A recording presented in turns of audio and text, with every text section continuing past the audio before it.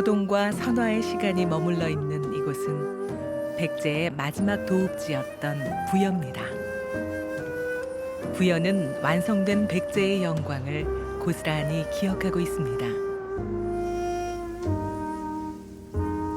백제 역사상 부여시대 123년은 백제 문화의 최전성기를 누렸을 뿐만 아니라 삼국문화 가운데 최고의 예술운을 피웠던 시간인데요.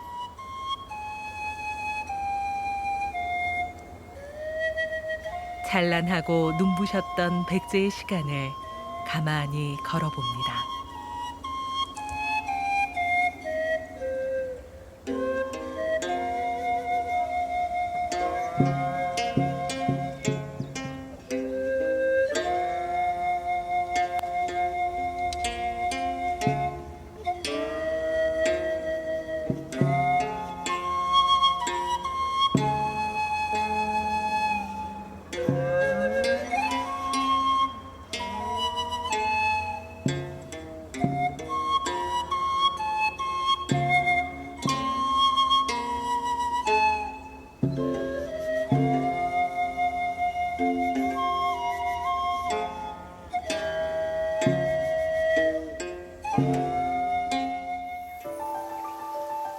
뭔가 특별한 인연이 시작될 것만 같은 곳, 국남지인데요. 백제 무왕과 신라 선화공주의 사랑 이야기가 깃든 곳이기도 합니다. 훗날 백제의 무왕이 될 서동이 신라의 서라벌에서 말을 팔던 때가 있었는데요.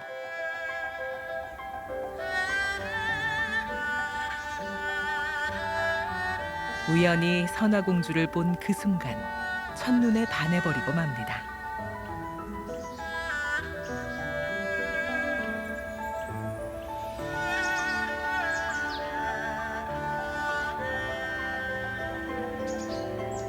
선화공주에게 온 마음을 빼앗겨버린 서동. 어떻게 하면 선화공주와의 인연을 사랑으로 이어갈 수 있을지 고심합니다. 결국 서동요라는 노래를 만들어 나라에 퍼뜨리는데요. 서동이와 정주고 받고 밤마다 서동을 껴안고 잔다 껴안고 잔다. 선화와 함께 백제로 온 서동은 선화공주의 향수를 달래기 위해 정원과 연못을 만들었다고 하는데요. 국남지에 대한 기록은 삼국사기에서 찾아볼 수 있습니다.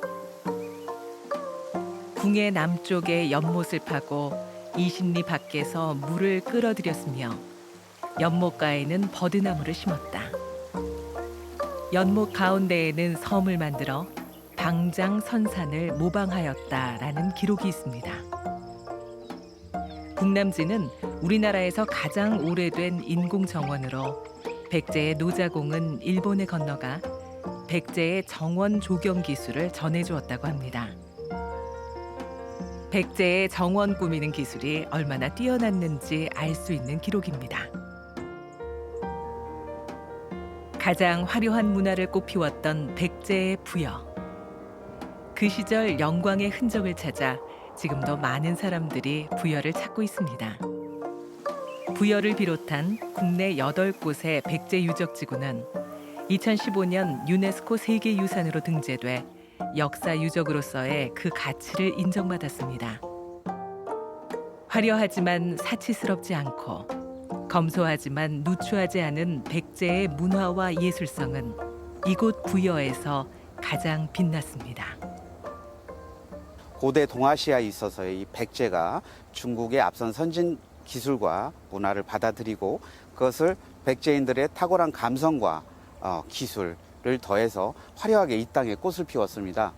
그리고 거기에서 그친 것이 아니라 이러한 화려하게 꽃피운 문화를 바다 건너 일본이라든가 이 주변국에게 전해줌으로써 고대 동북아시아의 문화를 한 단계 진전시키는 데 크게 기여하였다. 그런 부분을 증명하는 것이 우리 백제 역사 유적 지구다라는 데 큰 의미를 두고 있습니다.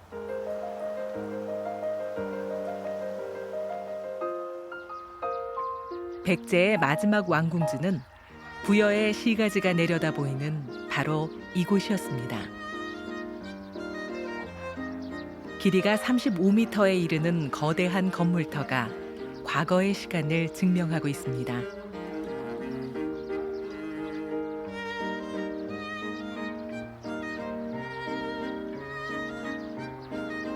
과거의 백제, 좀 더 사실적으로 살펴볼 수 있는데요.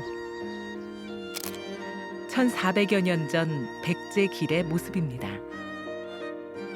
수조와 토관을 이용한 수도 시설도 있어 당시의 생활 수준을 짐작할 수 있게 합니다.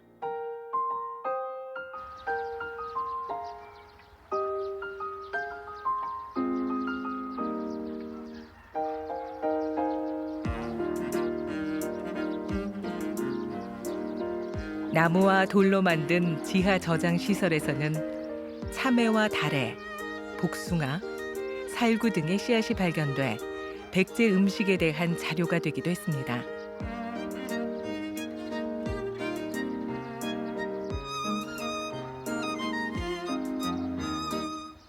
정교하게 꾸며진 인공 연못의 발견은 이곳이 왕궁지라고 추정하는 데 무리가 없음을 보여주고 있습니다.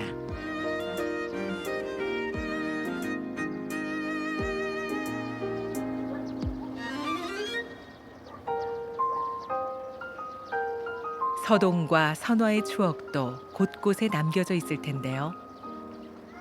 알 수 없는 세상 향해 날아가는 내 마음 두려움을 떨쳐내고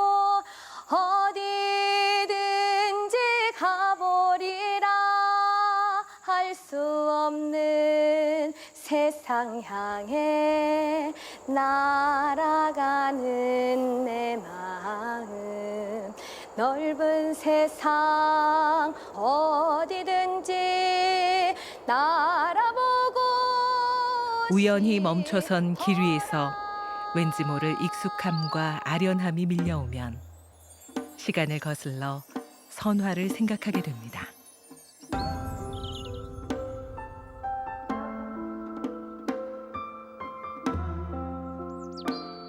아련함 가득 남기고 떠난 그 자리. 마주하기 어려운 인연은 다시 또 엇갈립니다.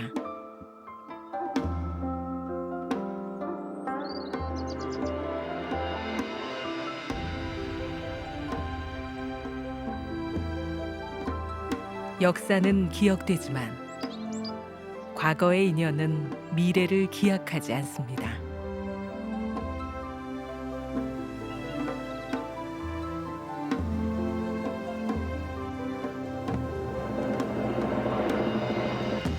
하지만 두 사람이 함께한 공간과 시간과 추억은 씨줄과 날줄처럼 서로를 팽팽하게 당기고 있을지 모릅니다.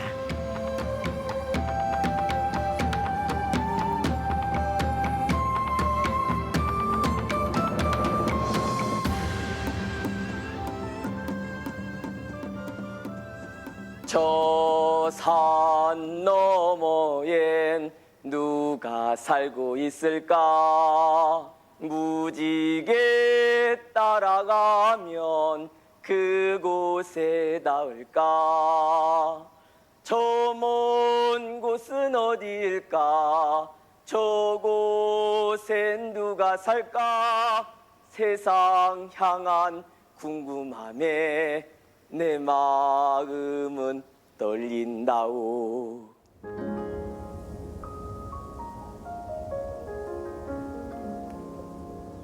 산 정상에 위치해 금강이 내려다 보이는 부소산성은 왕가의 휴식처이자 사색의 장소였습니다.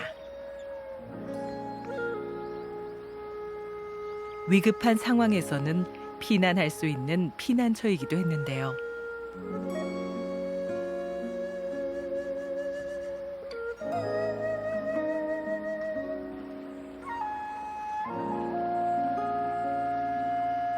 왕궁의 후원이자 방어시설이었던 부소산성.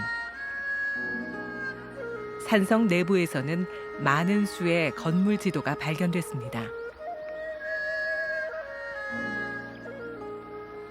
처연한 아름다움이 부소산에 내려앉았습니다. 부여읍과 금강 사이에 있는 부소산은 백제의 찬란하고도 애절한 역사를 품은 부여의 주산입니다. 산을 한 바퀴 돌면 영일대와 송월대, 사자루, 영일루와 같은 무수한 유적을 만날 수 있습니다.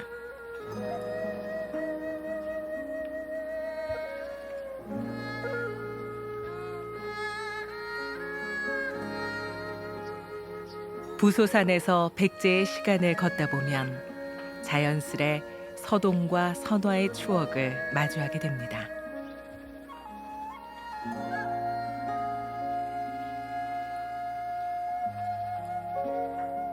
우연히 부소산으로 옮겨진 둘의 발걸음.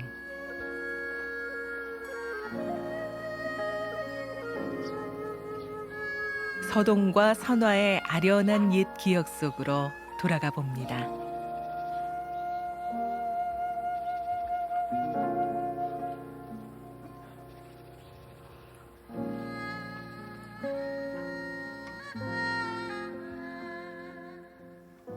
그대에게 내 마음 빼앗긴 지 몇 날인가 나의 뜻을 전하게 되어 기쁘. 과거의 어느 순간 서동이 죽었다고 믿어버린 선화는 서동에 대한 사랑과 그리움이 더욱 짙어집니다. 생각하니 아픈 추억마저 가슴에 품었습니다. 없이 하려. 서동과 함께했던 행복한 기억은 점점 더 선명해집니다. 선화의 기억 속에서, 과거의 시간 속에서 두 사람은 영원의 사랑을 이어갑니다.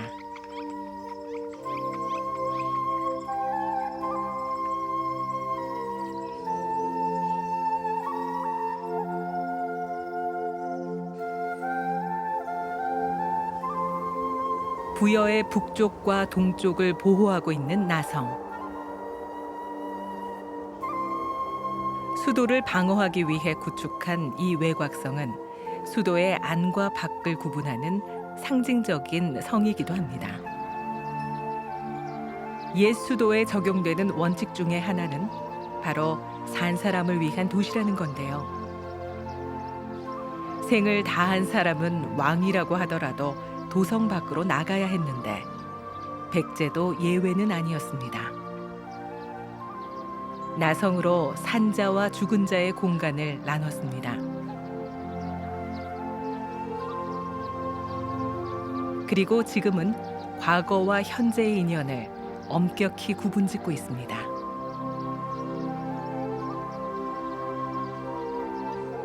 서동과 선화, 과거와 똑같이 같은 공간에 머물러 있지만 쉽게 마주하진 못합니다. 한반도에는 나성이라는 그런 도시 외곽성이 존재하지 않았는데 그 중국의 내성 외곽제, 당시의 도성 제도를 본받아서 우리 사비 지형, 그러니까 부여의 지형을 감안을 해서 만든 것이 바로 나성입니다. 능선의 정상 부분을 경계로 해서 외부에는 돌로 이렇게 쌓고 내부분은 흙을 다져서 쌓은 그런 성이기도 하죠. 나성 밖에 위치해 있는 고분군은 과거의 영광을 뒤로 한 채 깊은 잠에 빠져 있습니다. 능산리 고분군이 백제 왕릉이라는 근거는 공주읍지인 구공산지에 관아동심리 허유왕릉이라는 기록과 이곳을 능매라고 부르는 지명에서 유추할 수 있습니다. 고분군에 대한 최초의 발굴 조사는 일제강점기 일본인에 의해 진행됐는데 도굴로 인해 많은 유물을 잃기도 했습니다. 대금이 내는 울림은 보물을 잃은 슬픔을 공감하며 가만히 보듬어줍니다.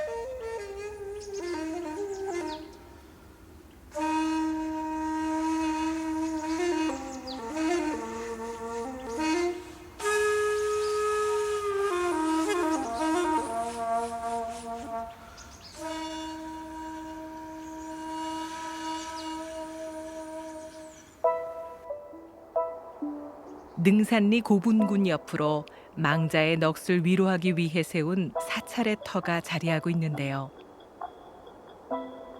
바로 이곳이 백제 금동 대향로가 출토된 곳입니다. 불전에 향을 피울 때 쓰는 이 향로는 1400여 년 동안 진흙 속에서 깊이 잠들어 있던 백제 예술혼의 결정체라고 할 수 있습니다. 섬세하면서 화려한 자태는 오랜 시간을 무색하게 합니다. 정림사지, 과거와 현재를 기억하며 우뚝 서 있습니다. 자비롭고 평온한 기운을 머금은 이곳은 백제를 대표하는 사찰이자 역사문화 자원입니다. 특히 절터 한가운데 자리한 정림사지 5층 석탑은 장중하면서도 부드럽고 육중하면서도 단아한 백제의 멋을 느끼게 합니다. 백제 정림사지는 한 번도 해체하지 않은 그런 석탑으로 유명한데요.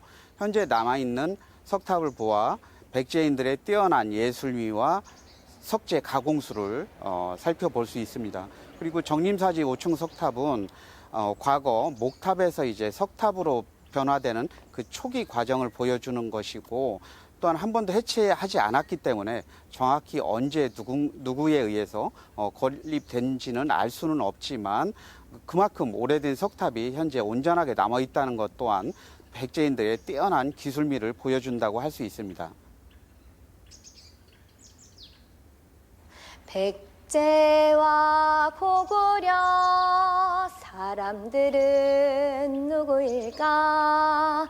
요동 벌판 말 달리는 기상도 궁금하고, 부처님의 미소와 석탑을 쌓아내는 백제 사람 솜씨는 어떻게 생겼을까? 부디 나를 도와다오. 내 마음을 전해다오. 단 한 번 보았는데, 단 한 번 만났는데, 선화공주 그대 모습 내 마음에 새겨졌소.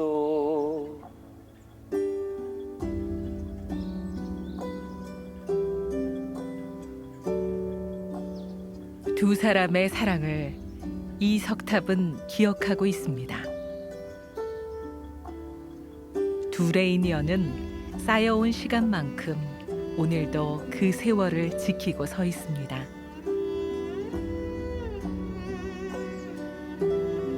서동과 선화의 사랑은 서동이 백제의 왕이 된 이후 더 크고 화려한 꽃을 피웠습니다.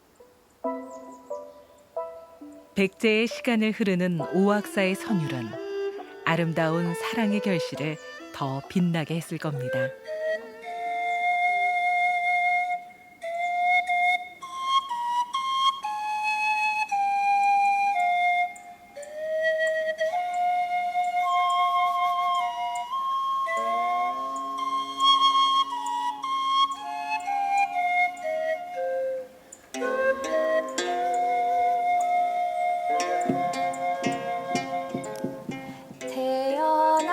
태어나서 처음 듣는 훼손의 소리,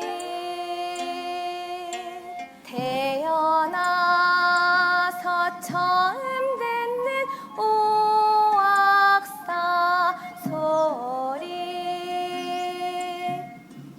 오악사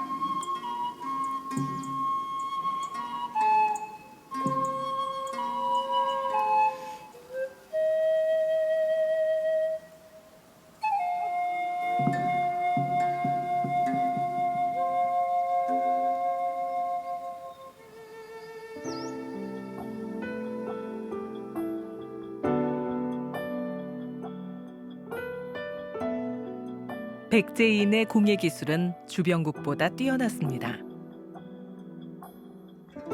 가깝게는 신라, 멀게는 일본에까지 전해졌는데요.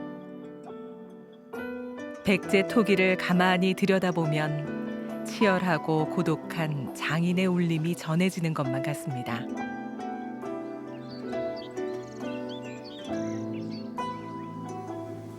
현재는 부여의 공예가들이 그 영광의 기억을 재현해 나가고 있습니다. 백제 토기는 화려했던 백제의 혼을 담아 역사를 다시 써내려가고 있는데요. 백제 문화를 한마디로 표현하면 거미불로 화이불치라고 합니다. 검소하면서 누추하지 않고 화려하지만 사치스럽지 않다 이렇게 표현하는데, 마찬가지로 백제토기도 서민적이고 단순한 게 백제토기입니다. 그러나 해학적이고 또 쓰임새가 있고 또 간결하면서도 곡선이 아름다운 것이 백제토기라고 할 수 있습니다.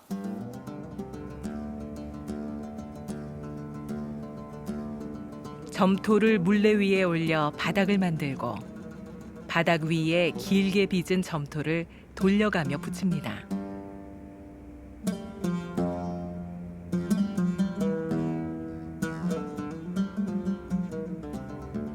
물레를 돌리며 원하는 모양대로 그릇을 만들고 완성된 그릇은 40일 이상 말려야 합니다.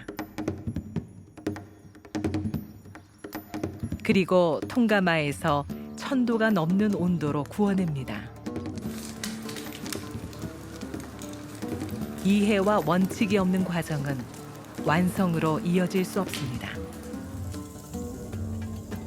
백제의 시간을 함께하며 세월의 무게를 얹어온 금강은 문학적 상상력의 발원지이기도 했습니다.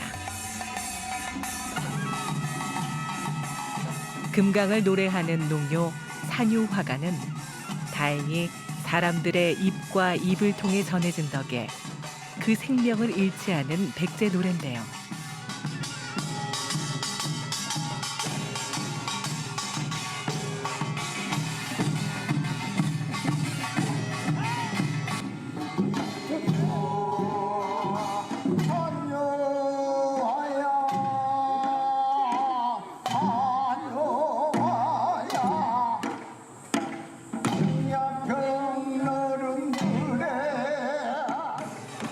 금강의 경치를 멋스럽게 노래하면서도 백제의 역사를 회고적으로 읊고 있습니다.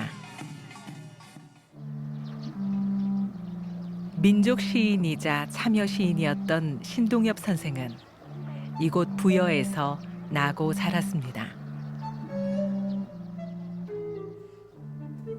일제강점기와 전쟁을 겪었던 그는 비극적인 현실을 외면하지 않았고 좋은 작품으로 사람들을 위로했습니다.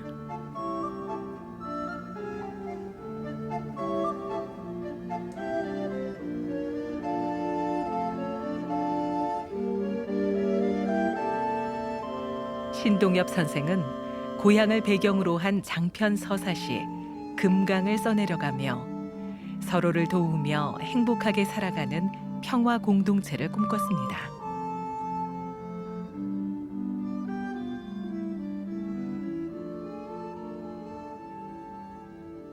아마 금강은 한반도에서 위에서 내려다보면 한반도의 곡창지대를 여러 개 싸고 흐르는 강이거든요.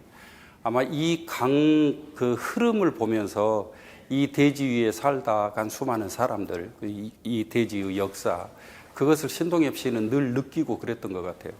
그래서 그 역사를 노래한 시가 신동엽 시인의 서사시 금강입니다.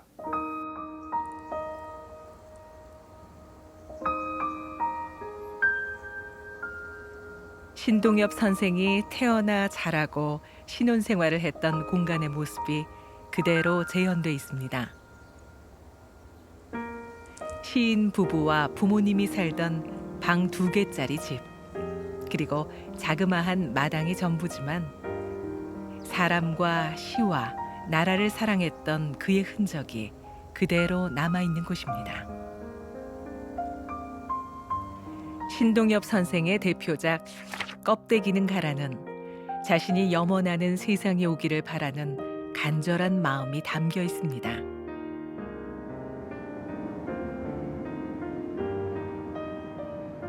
발길 닿는 곳마다 묻어있는 백제의 시간.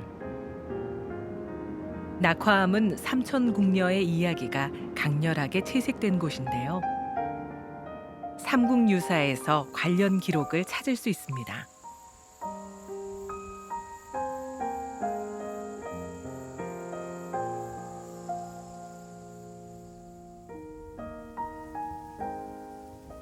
당신을 백제의 영광을 고스란히 기억하고 있는 부여. 이 길을 걸었지요. 서동과 선화는 언제나 백제의 시간을 걷고 있습니다. 세상의 비바람 현재가 미래를 바꿀 수 있듯 과거의 발자취는 현재를 변화하게 만듭니다. 120여 년 동안 찬란하게 빛났던 백제를 되새기며 앞으로의 서사는 보다 더 평온하고 아름답기를 바라봅니다.